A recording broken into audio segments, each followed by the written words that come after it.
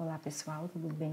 Hoje eu vou falar um pouquinho para vocês sobre um grupo de animais que tem características muito diferentes entre si e a gente não consegue, digamos assim, definir um padrão para tal. Mas aí eu vou apresentar para vocês todos os grupos que compõem esse grupo maior, tá?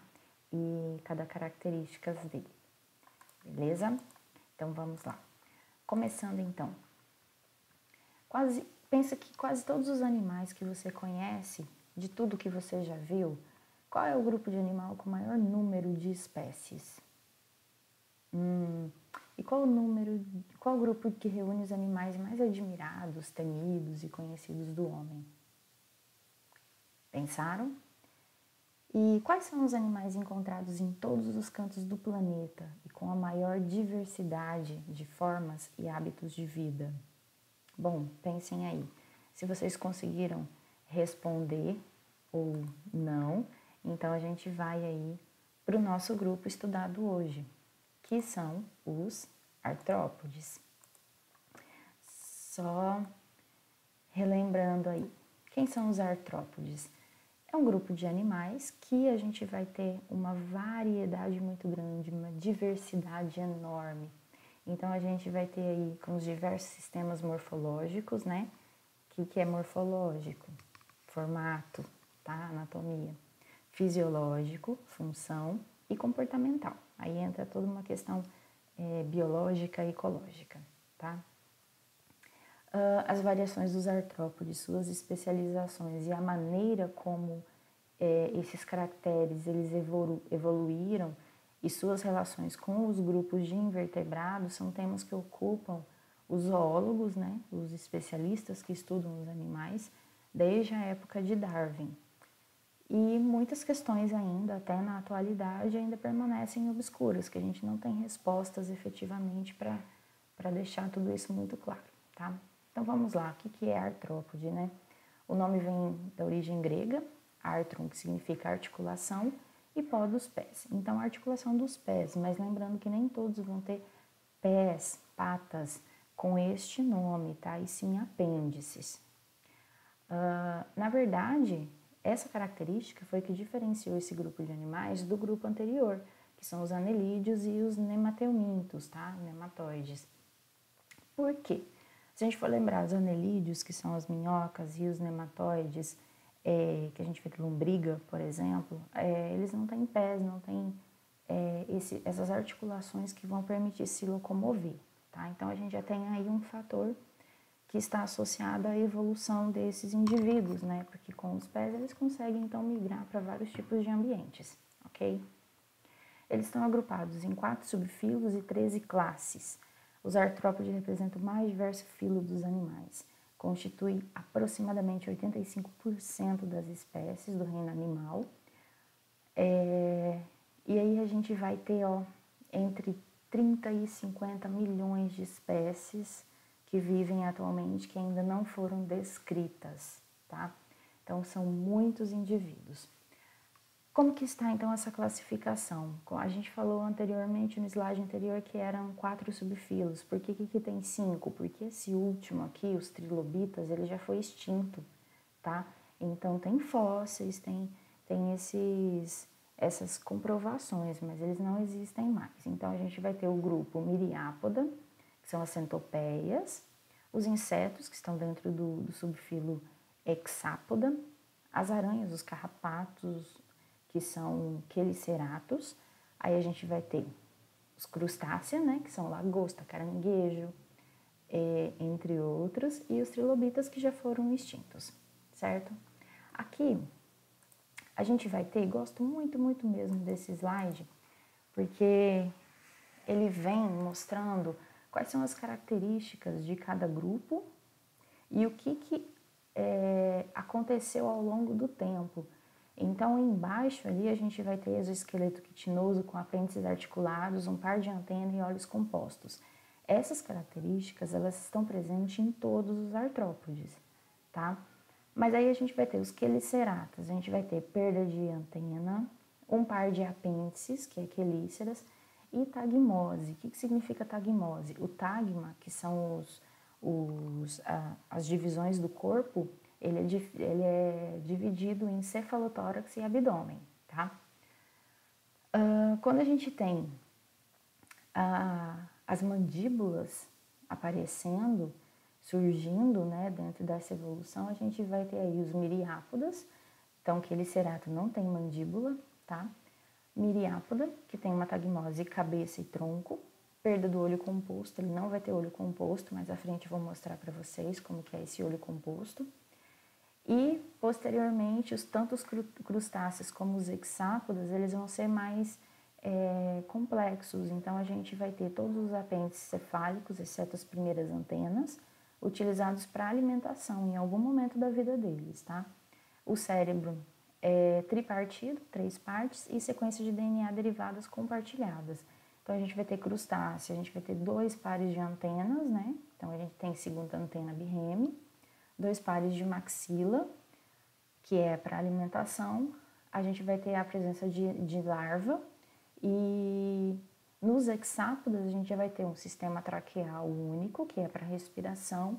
A gente já tem 6 pernas que a gente encontra nesses indivíduos e a tagmose é a cabeça, tórax e abdômen, então eles são um pouquinho mais complexos, tá?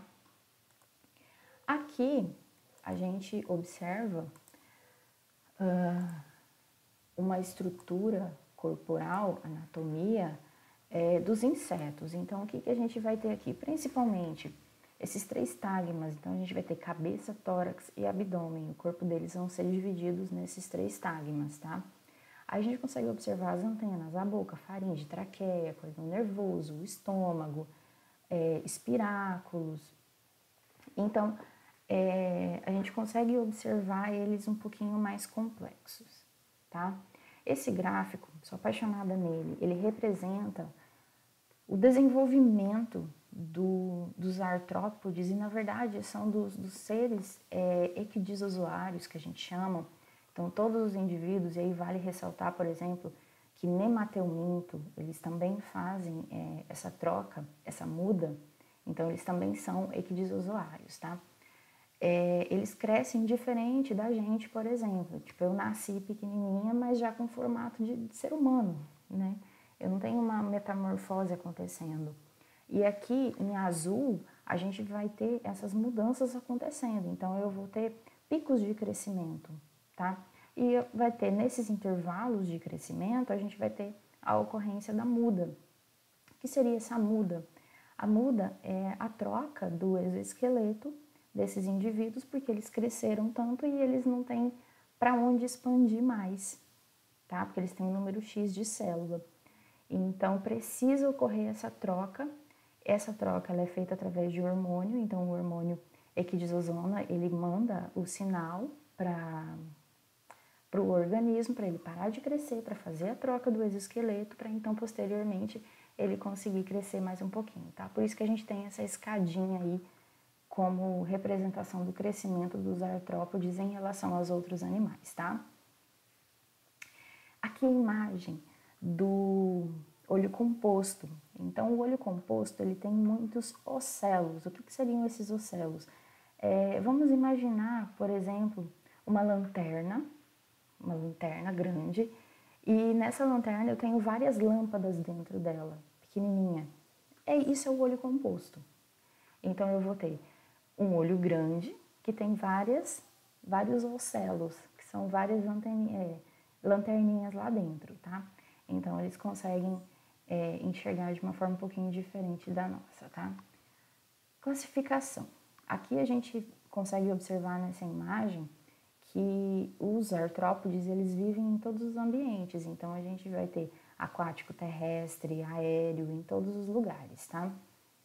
Relacionado ao desenvolvimento, à metamorfose, ciclo de vida, a gente vai ter 2 classificações, a holometábola e a hemimetábola. A holometábola é quando o indivíduo ele vai passar por metamorfoses, diferenciação de formato. Então, uma borboleta adulta, por exemplo, ela vai botar o ovo, que vai virar uma larva. Essa larva ela vai começar a empupar. aí eu vou ter uma pupa e aí eu vou ter a borboleta emergindo. Então eu tenho fases diferentes onde o formato não tem nada a ver um com o outro. Então ocorre essas metamorfoses, tá? Então é holometábula. Quando a gente não tem essa mudança, do ovo já nasce ou eclode, né? Eclode um pequeno indivíduo já com o formato de adulto, a gente vai ter o hemimetábulo, tá? Então ele só vai crescendo e fazendo as equidizes, não modifica esse formato, ok? Aqui a gente vai ter a representação esquemática de apêndices, tá? Então aqui primeiro a gente vai ter um apêndice de crustáceo, então a gente vai ter aqui o camarão, né? Então a gente vai ter as pernas, as cefalotoráxicas, né? Que é da primeira porção, aí as abdominais aqui. Na segunda imagem a gente vai ter a estrutura de apêndice de um inseto, então a gente consegue observar as penas ou pernas, pena não, perna.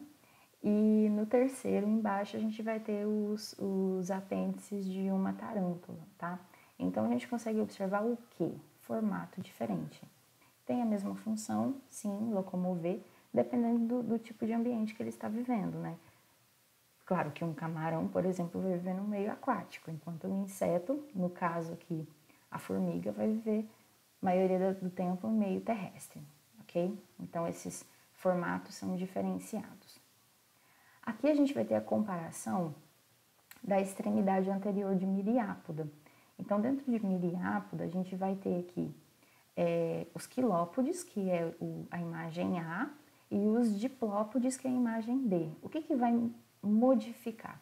Os quilópodes, a gente vai ter em cada segmentação, em cada segmento do corpo, a gente vai ter um par de pernas, tá? Então, eu vou ter no primeiro segmento a primeira perna, do outro lado mais uma perna, tem um par. Nos diplópodes, eu vou ter em cada segmento 2 pares de patas, tá? Então, a gente já consegue observar ali na figura B, que a gente vai ter em cada segmentozinho 2 patinhas para cada lado, ok? Falando um pouquinho da evolução da fisiologia dos artrópodes, esse daqui eu vou passar bem rápido, depois vocês deem uma olhada, tá? A gente vai ter o sistema circulatório. O sistema tem uma hemocélia aberta, então a gente não vai ter corações, tá? A gente vai ter ele bem ramificado dentro do corpo desses organismos. A gente vai ter aqui vasos curtos. Troca gasosa. Como foi um desafio romper a integridade do exoesqueleto, a gente tem algumas adaptações, tá? O meio aquático, eles vão fazer a troca gasosa através da superfície geral do corpo, ou em áreas de cutícula fina.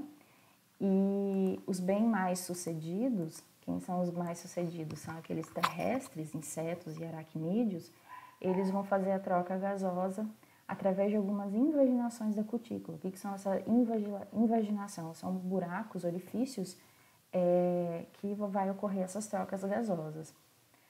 E aí a gente vai ter algumas estruturas, como pulmão, traqueia, espiráculos, que vão servir para a troca gasosa, tá? A excreção. Eles desenvolveram diversas estruturas excretoras que são muito eficientes, tá? Maioria dos produtos são compostos de 70% a 90% de amônia, que eles vão liberar então no ambiente. O restante é excretado de forma de ureia, ácido úrico, aminoácidos e outros compostos. Os artrópodes terrestres, eles vão excretar ácido úrico, predominantemente, e conseguem conservar muito bem a água, por isso que eles conseguiram migrar para vários ambientes que não tem água, tá? O sistema nervoso e órgãos de sentido, eles vão ser dotados de gânglios cerebrais, tá? E aí depende muito do tipo de organismo, se eles vão ser ventral, dorsal ou ambos. Sensitivo, a gente vai ter os olhos compostos, tá? Que foram perdidos ou modificados por vários grupos. A gente vai ter os omatídeos, que servem também para fazer essa comunicação, digamos assim, sensitiva, e aí a gente vai ter, dependendo do grupo, né, por exemplo, os vagalumes que tem a luz, né, essa emissão de luz para fazer a comunicação, a gente vai ter as antenas, né, que também são órgãos de sentido. Então a gente consegue observar nesses grupos uma evolução muito grande, tá? E principalmente uma diferenciação enorme entre os subfilos. Então a gente tem características que são muito específicas, tá? E vai depender muito do ambiente que eles se encontram. Para finalizar, o que eu quero ressaltar? Muitos dos artrópodes eles são utilizados como bioindicadores de qualidade ambiental. Então, se eu tenho determinada espécie, por exemplo, de um inseto numa nascente, significa que aquela nascente ela está sem contaminação. Ou ao contrário também. Então, a gente vai ter aí, dentro de cada espécie, as suas especializações, ok? Bom, gente, por hoje é isso. Falei um pouquinho aí sobre classificação dos artrópodes, ok? Até mais, beijinho para vocês.